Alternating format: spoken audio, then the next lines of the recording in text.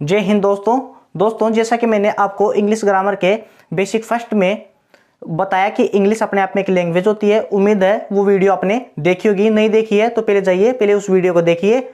और अब बढ़ते हैं हम हमारे अगले टॉपिक पर, जिसको हम सवोका के नाम से जानते हैं। दोस्तों, सवोका इंग्लिश के 5 एलिमेंट्स हैं। दोस्तों, अगर कोई भी सेंटेंस होगा ना तो उसमें आपको ये 5 एलिमेंट्स मिलेंगे। अब इनका मतलब पहचानते हैं। एस का मतलब होता है सब्जेक्ट, वी का मतलब होता है वर्ब, ओ का मतलब होता है ऑब्जेक्ट, सी का मतलब होता है कॉम्प्लीमेंट और ए का मतलब होता है एडवर्ब। दोस्तों, अगर आपको बिल्कुल बेसिक लेवल से इंग्लिश ग्रामर सीखनी है तो आपको इन 5 एलिमेंट्स का पता होना चाहिए कि सेंटेंस में कौन सा तो सब्जेक्ट है, क्या वर्ब है, क्या ऑब्जेक्ट है, क्या कॉम्प्लीमेंट है, क्या एडवर्ब है। आपको इनका पता होना चाहिए। तो दोस्तों, आपको मैं इनका रियल मेथड बताता हूं कि सेंटेंस में सब्जेक्ट की पहचान कैसे होती है, वर्ब की पहचान कैसे होती है, ऑब्जेक्ट की पहचान कैसे होती है, कॉम्प्लीमेंट की और एडवर्ब की पहचान कैसे होती है। तो चलो, सबसे पहले हम बढ़ते हैं हमारे पहले एलिमेंट्स पर, जिसको हम बोलते हैं सब्जेक्ट। दोस्तों, सब्जेक्ट की पहचान करने के हमारे पास 2 तरीके होते हैं। पहला तो है कौन और दूसरा है क्या। कौन का यूज होता है किसी भी इंसान के लिए और क्या का यूज होता है किसी भी वस्तु या स्थान के लिए। जैसे एग्जाम्पल के थ्रू इसे समझते हैं। रोहन फुटबॉल खेलता है।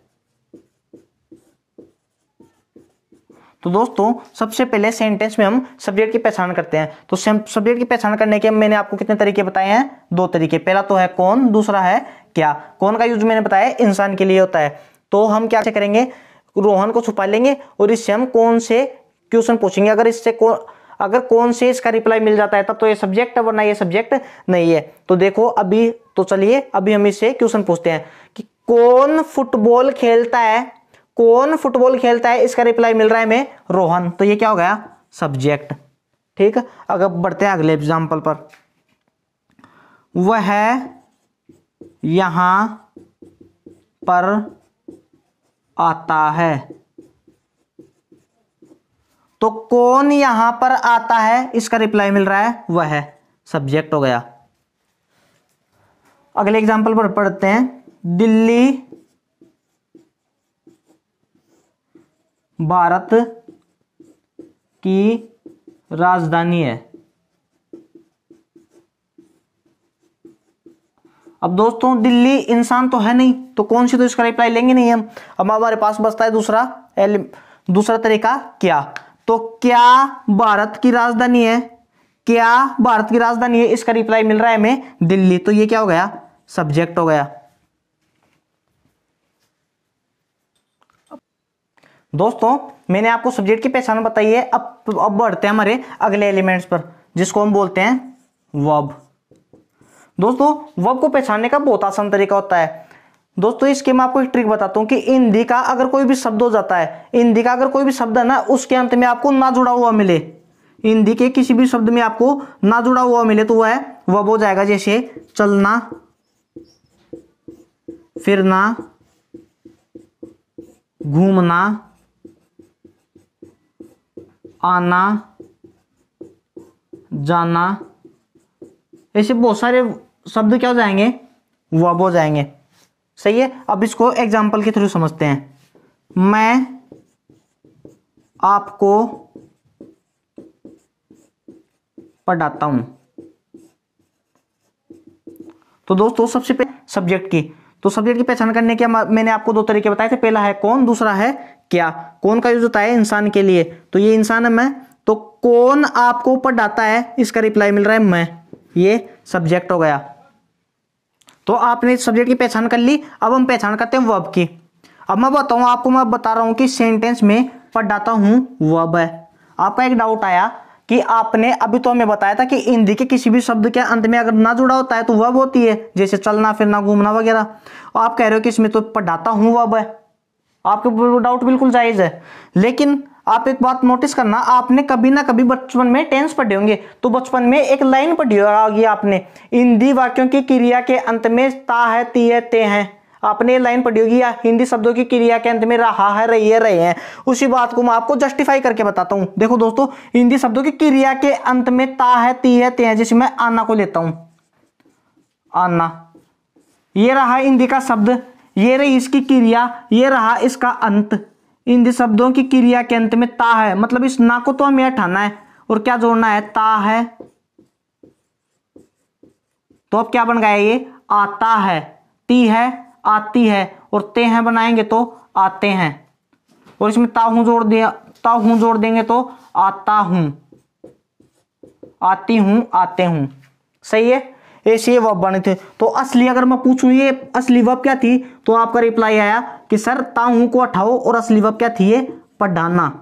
असली वर्ब तो थी पढ़ाना, इसमें हमने क्या जोड़ा, ता है, ती है, ते हैं। तो हमने ता हूं जोड़ के क्या बना दिया, इसको पढ़ाता हूं। समझ में आया। तो ये थी असली वर्ब। तो मैं आपसे पूछूं तो इसमें असली वर्ब क्या थी, तो आप क्या जोड़ोगे, पढ़ाना। सर असली वर्ब थी पढ़ाना, इसमें टेंस के अकॉर्डिंग हमने इसको चेंज कर दिया।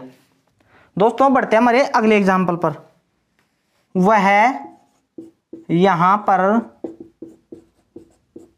आता है। तो कौन यहां पर आता है, इसका रिप्लाई मिल रहा है वह, ये सब्जेक्ट हो गया। सब्जेक्ट के बाद में हम पहचान करते हैं वर्ब की।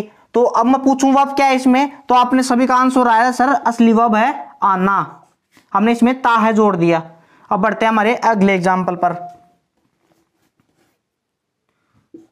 तुम फुटबॉल खेल रहे हो।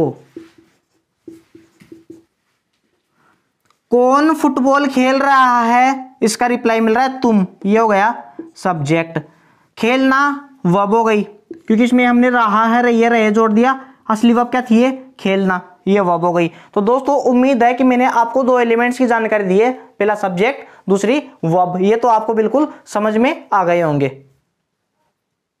अब बढ़ते हैं हमारे अगले एलिमेंट पर, जिसको हम जानते हैं ऑब्जेक्ट के नाम से।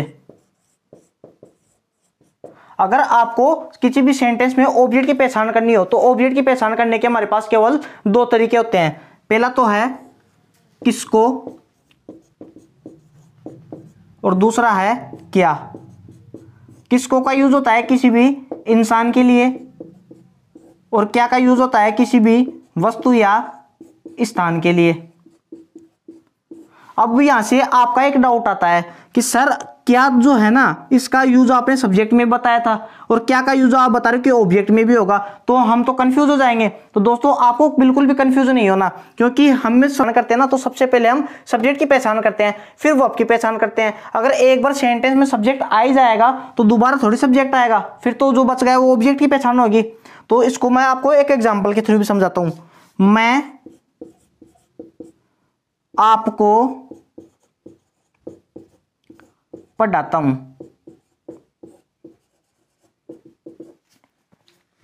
तो सबसे पहले हम सेंटेंस में किसकी पहचान करेंगे, सब्जेक्ट की। तो कौन आपको पढ़ाता है, इसका रिप्लाई मिल रहा है मैं, सब्जेक्ट हो गया।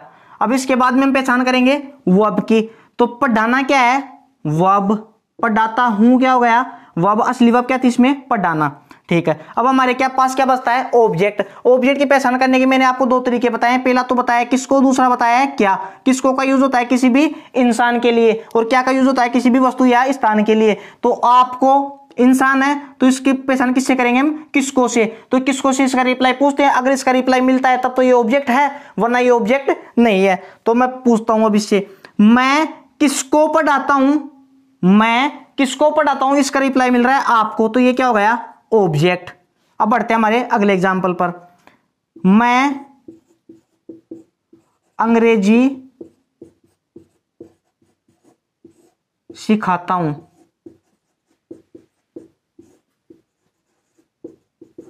कौन अंग्रेजी सिखाता है, मैं, सब्जेक्ट हो गया।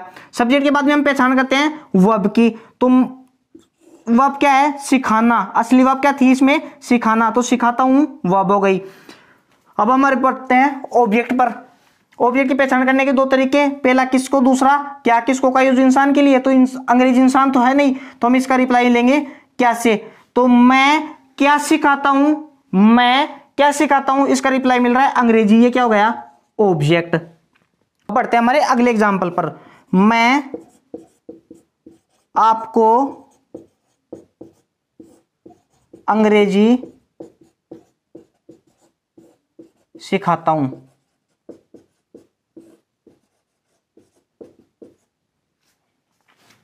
कौन आपको अंग्रेजी सिखाता है, इसका रिप्लाई मिल रहा है मैं, सब्जेक्ट हो गया। सिखाना वर्ब हो गई। अब बढ़ते हैं हमारे अगले एलिमेंट्स पर जिसको हम जानते हैं ऑब्जेक्ट के नाम से। अब देखो दो शब्द बच गए, आपको और अंग्रेजी। तो मैं किसको अंग्रेजी सिखाता हूं, मैं किसको अंग्रेजी सिखाता हूं, किसको का रिप्लाई मिल रहा है हमें, आपको से, ये ऑब्जेक्ट हो गया। मैं आपको क्या सिखाता हूं, हमें क्या का रिप्लाई मिल रहा है, ये भी क्या हो गया, ऑब्जेक्ट हो गया। तो दो दो ऑब्जेक्ट, हाँ इस सेंटेंस में दो ऑब्जेक्ट हैं, तो ये आपको भी ऑब्जेक्ट है और ये अंग्रेजी भी अपने आप में ऑब्जेक्ट है। इनमें डिफरेंस क्या है फिर, इनमें डिफरेंस दोस्तों कुछ भी नहीं है, ये इंसान के बारे में बता रहा है ना, इसको हम बोलते हैं इनडायरेक्ट ऑब्जेक्ट,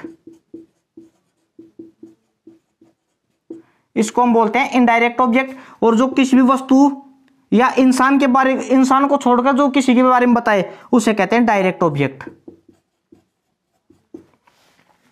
दोस्तों उम्मीद है जो भी मैंने वीडियो फर्स्ट में और वीडियो सेकंड में आपको पढ़ाया है, जो भी मैंने आपको सिखाया है, आपको वो समझ में आया होगा। अब मिलेंगे अगले वीडियो में।